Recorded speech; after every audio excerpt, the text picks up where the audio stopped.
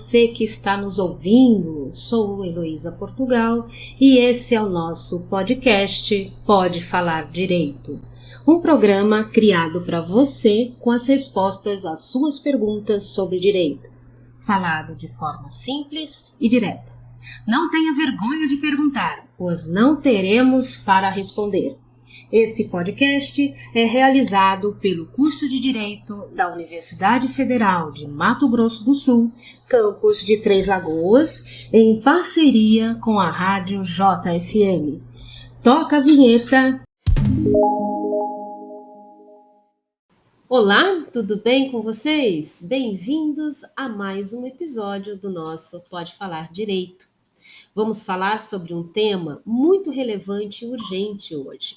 Vocês já ouviram situações em que pessoas com mais idade são despedidas ou muitas vezes não conseguem trabalhos em razão da sua idade? Isso é o que chamamos de etarismo, a discriminação ou preconceito baseado na idade de uma pessoa. Essa forma de discriminação pode afetar indivíduos de todas as faixas etárias, mas é especialmente prejudicial para os idosos, que frequentemente enfrentam estereótipos negativos e a exclusão social. O etarismo pode se manifestar de diversas maneiras, desde a discriminação no local de trabalho até a falta de acesso a serviços essenciais, como a saúde e o bem-estar. Por isso, é fundamental abordar esse tema, porque todos nós envelhecemos e, ao fazê-lo, podemos enfrentar muitos desafios. Quando deixamos de atender ou deixamos de lado os problemas enfrentados pelos idosos, estamos ignorando as necessidades e direitos de uma parcela significativa da sociedade, inclusive direitos nossos, porque queremos viver por mais algum tempo, não é mesmo? Nesse episódio, conversaremos com um especialista na área e vamos verificar como as pessoas diretamente afetadas pelo etarismo podem entender melhor suas experiências e obter insights sobre como abordar esse problema de maneira eficaz. Sou Davi Heitor de Souza Santiago, aluno do 7º semestre do curso de Direito da Universidade Federal de Mato Grosso do Sul, campus de Três Lagoas. No episódio de hoje, vamos falar sobre etarismo, também chamado de idadismo. O etarismo é o preconceito, discriminação e intolerância contra pessoas de idade avançada. Para falar sobre esse tema, convidamos a professora Icleia Caires Moreira, doutora em estudos linguísticos, pesquisadora a respeito de processos de exclusão do curso de letras do campus de Três Lagoas, da UFMS. Sou José Pinheiro Galencar Neco, aluno do 7º semestre do curso de Direito da Universidade Federal de Mato Grosso do Sul, campus de Três Lagoas. Sabemos que o etarismo é discriminação e preconceito relacionado à idade de uma pessoa. Quando a pessoa atinge uma certa idade, a sociedade como um todo começa a enxergá-la como frágil. É preciso mudar essa mentalidade. Como acha que isso pode ser feito? Olá, eu quero agradecer imensamente o convite, de estar aqui com vocês hoje para discutir a questão do etarismo, da gerontofobia, e já começo respondendo a questão 1, partindo da seguinte reflexão, que na realidade há uma criação de uma mentalidade de incapacidade para uma série de questões e de exercício de funções sociais, que vão muito além do que se diz como fragilidade, porque atinge o patamar da discriminação. Com o avanço da medicina, da qualidade de vida, a nossa perspectiva de existência aumentou. A nossa vitalidade para o exercício de diversas funções também aumentou.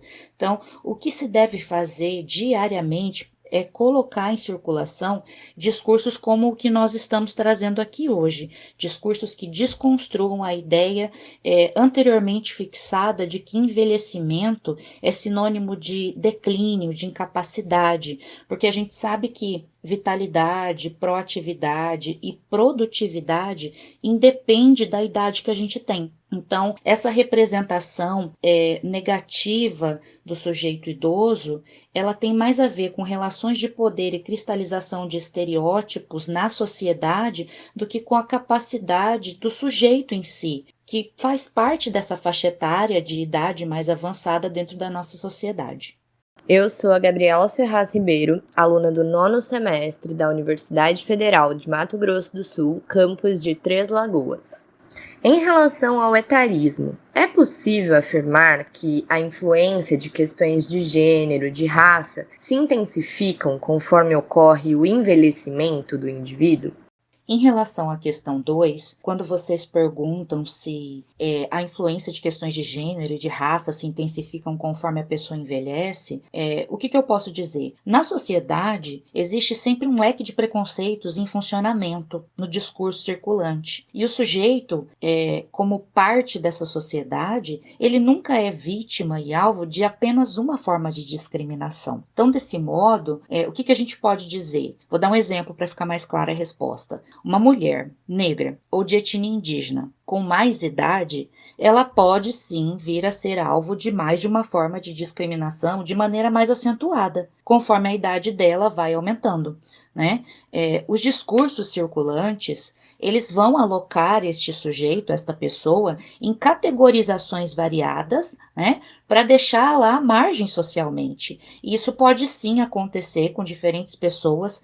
Quanto mais você fica fora do que se considera padrão socialmente estipulado, mais à margem você fica. E não é só uma margem, mas a margem da margem da margem e assim sucessivamente. Então isso é muito comum de acontecer. Você acha que a tecnologia influenciou a relação sobre o etarismo? Bom, no que concerne a questão 3, se a tecnologia influenciou, né, a relação que se tem hoje com o etarismo e a sua significação preconceituosa dentro da sociedade, eu creio que a tecnologia não influenciou em si o etarismo, mas ela serve de suporte para materialização e circulação rápida de informações, né, sejam elas verídicas ou não, né? Sobretudo naquilo que concerne às mídias sociais, para que os discursos de ódio, de uma forma geral, né, de múltiplas vertentes, possam circular, significar e fazer os seus estragos, né? Isso inclui o etarismo. Então, em decorrência disso, é que nós temos uma gama de dizeres negativos sobre pessoas idosas, significando em vários lugares do mundo e, ao mesmo tempo, de maneira rápida, né, conduzindo um pensamento de base discriminatória. Então, tudo aquilo que já existia na sociedade, a partir desse desenvolvimento tecnológico que acometeu o mundo de uns tempos para cá, se acentuou, inclusive a discriminação relacionada às pessoas idosas. Então, é por isso que talvez a tecnologia ela tenha contribuído enquanto suporte de circulação, mas ela não é a influenciadora disso, né? Ela dá vazão para esses dizeres de discriminação, não só o que concerne ao nosso assunto de hoje, mas as outras formas de discriminação também.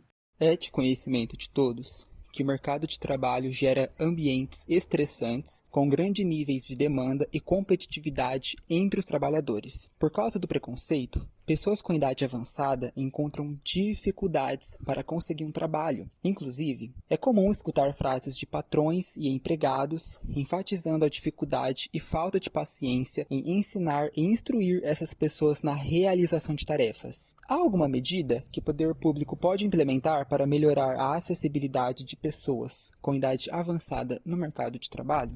Em relação à pergunta 4, que toca na questão de mercado de trabalho, competitividade entre os funcionários e falta de paciência para treinar um colega que tenha uma idade mais avançada, eu já quero de antemão deixar estabelecido que inabilidade com determinadas modificações na forma que um trabalho é executado pode ocorrer com qualquer pessoa de qualquer faixa etária, né? Então, ela não está circunscrita a funcionários que estão na faixa etária mais avançada. E a questão da falta de paciência estabelecida, ela já é um sintoma da intolerância preconcebida, né, vinculada a um preconceito em relação ao sujeito idoso. Então a pessoa já chega para treinar o outro imaginando que essa pessoa não vai dar conta. Uma espécie de capacitismo, para pegar aí um termo emprestado, do preconceito que é efetivado em relação às pessoas com deficiência que entram aí também no mercado de trabalho, né? Então, notem, a pessoa pode até não dominar aquela estratégia de execução de trabalho, mas ela pode ter uma experiência que aquele que domina a maneira que o trabalho é feito ainda não adquiriu. Então, é neste ponto ponto que uma gestão inteligente cria um elo e um laço recíproco entre funcionários, né? O outro vai dividir comigo a experiência que tem na área e eu vou dividir com ele a nova forma de implementar esse serviço dentro daquela instituição, seja ela pública ou privada. Então, todo mundo tem alguma coisa para aprender um com o outro, né? E esse pré-julgamento em relação ao sujeito idoso, quando entra no mercado de trabalho, seja por parte de um colega ou seja por parte da gestão, com esse tipo de ação recíproca e de aprendizagem mútua, né, de troca, tende a diminuir com o tempo e criar uma ambiência com maior diversidade, maior inclusão, né, entre todos, tá? E como isso se constrói? Se constrói com mudança de postura social, com estudos sobre ações afirmativas existentes, monitoramento delas, sugestões para novas ações afirmativas a serem implementadas, né? Com isso a gente vai quebrando determinados estereótipos dentro desses ambientes corporativos, tá? Campanhas, entrevistas como a nossa, divulgação de pesquisa científica que detectam essa discriminação e que divulgam para a população de modo geral o que está acontecendo para que as pessoas sejam mais informadas e menos preconceituosas. A sociedade tem valorizado aquilo que é jovem. Acontecimentos recentes demonstram que vivemos em uma sociedade, entre aspas, velhofóbica, o que reflete a falta de políticas públicas e cuidados com idosos. De que modos podemos reivindicar a ampliação de direitos das pessoas mais velhas? Na quinta questão, vocês falam da supervalorização do que é jovem e em relação à sociedade estar cada vez mais velhofóbica. O que a gente faz para lidar com a falta de política pública e ampliar direito? Vamos lá. Já tem legislação vigente, certo? Ela já tem 20 anos, é a Lei 10.741, é o Estatuto do Idoso, e esse documento é bastante encorpado, toca no quesito ao respeito à vida, à liberdade, à dignidade, ao acesso à alimentação, profissionalização, trabalho, previdência social, assistência social, habitação e saúde do sujeito idoso. Esse documento ele é trampolim para outras legislações contemplarem o sujeito idoso com maior respeito, certo? Então, é preciso que a gente conheça e monitore o que já existe, para que a gente possa posteriormente pensar no que pode ser agregado para melhorar, porque senão não adianta criar legislação nova para combater etarismo e gerontofobia, sem que se efetive aquilo que já existe na sociedade, senão essa nova lei vai ser abarcada na valeta da ineficácia como a anterior. Então, o que a gente pode fazer enquanto cidadão? Monitorar a legislação exigente, cumpri-la efetivamente. Exemplo, você vai entrar em um determinado lugar que tem estacionamento e que certo número de vagas é destinado ao idoso, não ocupe a vaga do idoso. Você vai entrar numa fila que tem atendimento preferencial, não ocupe a vaga de quem precisa do atendimento preferencial. Não precisa ser só o idoso, não. Pode ser os demais também que estão numa condição emparelhada, certo?